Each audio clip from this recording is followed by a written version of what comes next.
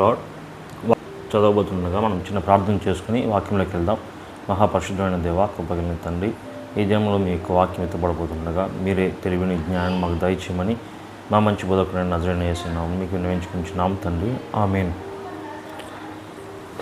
మొదటి వచనం నుంచి మనం చూసినట్లయితే, దుష్టుల ఆలోచన చొప్పున నడవక, పాపుల మార్గం నిలవక, అపహాసకులు కూర్చుండు చోటను కూర్చుండక అన్నాడు.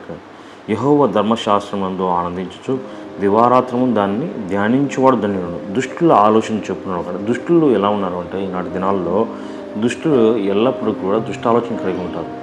ఎవరిని దోచుకుందామా, ఎవరిని నాశనం చేద్దామా, ఎవరి మధ్య తంటాలు పెట్టి కుటుంబాలు కుప్పకూర్చుతామని చూస్తూనే ఉంటారు. పాపుల మార్గం నిలవద్దు అంటున్నాడు.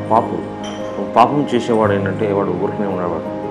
ఒకటి తాగుబోతుడు ఇంకో తాగుబోతుని చోటు చేసుకుంటాడు. అట్లాగే ఒక నరహత్య చేసేవాడు ఒక్కడే చేయలేడు, కానీ వాడితో పాటు కొంచెం ద్రవ్యం ఇచ్చి కొంతమందిని కూర్చుకొని నాశనం చేసేది ఉంటాడు. ఉదాహరణకు యేసుక్రీస్తు వారిని అంతమందించడానికి ఈ యొక్క పరిశీలు శాస్త్రులు 30 వెండి నాణాలు యూదా ఇస్కరియోతును ఇచ్చి అతన్ని ఆకర్షించి, అతను బలహీనత ధనం కనుక ఆ ధనంతో ఒక ముద్దు పెట్టుకొని యూదా ఇస్కరియోతు యేసుక్రీస్తుని అంతమందించాలని అప్పగించినట్లుగా మనం చూస్తాం. సో ఈ పాపులు ఎలా ఉన్నారంటే, వాళ్ళు ఎల్లప్పుడూ కూడా లోక సంబంధమైన విషయాల గురించి, లోక సంబంధమైన ఆడంబరాల కోసం ఎంతమందినైనా అంతమందించడానికి, ఏమైనా సరే దోచుకోవడానికి ఈనాటి దినాల్లో చిన్నవాళ్ళు మొదలుకొని పెద్దవాళ్ళ వరకు తప్పిపోతున్నట్లుగా మనం చూస్తాం. యెహోవా ధర్మశాస్త్రంలో ఆనందించు దివారాత్రము దాన్ని ధ్యానించేవాడు. ఆనందం ఎక్కడ నిజమైన ఆనందం దొరుకుతుందని అంటే, యెహోవా ధర్మశాస్త్రం నుండి నిజమైన ఆనందం దొరుకుతుందని ఆ మాటలు మనం చదువుతుంటున్నప్పుడు మన హృదయం కడగబడుతుందని, మన హృదయం తెప్పరిల్ల చేయబడుతుందని, ఆ హృదయంలోనికి వాక్యం ఉన్నప్పుడు ఆ హృదయం నుంచి వచ్చే చెడ్డ ఆలోచనలు, ఆ హృదయంలో నుంచి వచ్చే వ్యర్థమైనటువంటి తలంపులు, ఆ హృదయం నుంచి వచ్చి విషాద తలంపులు, ఆ హృదయం నుంచి వచ్చినటువంటి స్వార్థమైన తలంపులు అన్నింటినీ కూడా అది మస్ట్ ఏది ఉన్నా సరే వాక్యం అనేది హృదయాన్ని పూర్తిగా క్లీన్ చేస్తుందని వాక్యం ద్వారా దేవుడు సెలవిస్తాడు. అందుకే ఆ ఆనందం, నిజమైన ఆనందం, తృప్తి అనేది దీని యొక్క వాక్యంలో ఉంది. దివారాత్రం దాన్ని ధ్యానించేవాడు ధన్యుడు. దివారాత్రం ఆ మాటలు మనం ధ్యానిస్తున్నప్పుడు, ఆ మాటలు మనం గుర్తు తెచ్చుకుంటున్నప్పుడు మనం పాపం చేసేదానికి ఆస్కారం ఉండదు. అందుకే ఈ యొక్క వాక్యం మన హృదయంలో ఉండాలని, ఆ వాక్యమైన యేసయ్య అపవాది శోధం తీసుకుని వచ్చినప్పుడు ఆ వాక్యంతో గద్దించినట్లుగా మనం చూస్తాం. అతడు నీటి కాలంలో ఎవరన్నా నాటబడినదై ఆకు వాడక తన కాలమందు ఫలమిచ్చి చెట్టు వలె ఉండడు. అతడు చేయనిదంతయు సఫలమగును.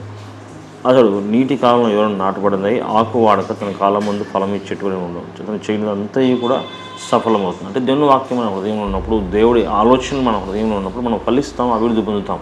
ఎందుకనగా ఒక నీటి ఓటున ఒక చిన్న మొక్క ఉన్నట్లయితే ఆ మొక్క కావాల్సినట్టు నీరు సమృద్ధిగా దొరుకుతుంది, కావాల్సిన అన్ని సమృద్ధిగా ఉంటాయి కనుకనే అది ఏపుగా పెరుగుతుంది, తన కాలం ముందు ఫలం ఇచ్చి చెట్టుగా ఉంటుంది. అట్లాగే మనం కూడా మన హృదయంలో దేవుని వాక్యాన్ని ఉంచుకున్నప్పుడు మన ఆలోచనలు అయితేనేమి, మన తలంపులు అయితేనేమి, మన ప్రవర్తన అయితేనేమి దేవునికి ఇష్టకరంగా ఉంటుంది. అప్పుడు మనము ఫలించే వ్యక్తులుగా ఉంటాం. పని చేసే చోట కావచ్చు, లేకపోతే ఇంట్లో కావచ్చు, లేకపోతే సమాజంలో కావచ్చు, ప్రత్యేకంగా మనం జీవిస్తాము.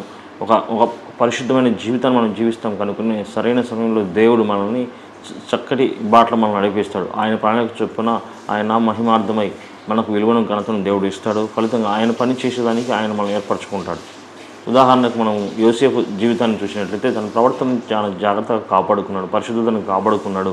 సమస్యలు వచ్చినప్పటికీ, బాధలు వచ్చినప్పటికీ తను నమ్ముకున్నటువంటి దేవుని యొక్క మాటలను, దేవుడి జ్ఞానాన్ని బట్టి నడుచుకున్నాడు. శ్రమలు వచ్చిన, శోధనలు వచ్చిన నిలబడ్డాడు కనుకనే సరైన సమయంలో దేవుడు ఫలించే వ్యక్తిగా మార్చాడు. యోసేపు అనగా ఫలించే కొమ్మ, ఫలించే జీవితం కనుక నేను ఆ జీవితంలో కూడా ఫలించే జీవితం కలిగి ఉండాలని దేవుడి మాటల ద్వారా దేవుడు సెలవిస్తామండి.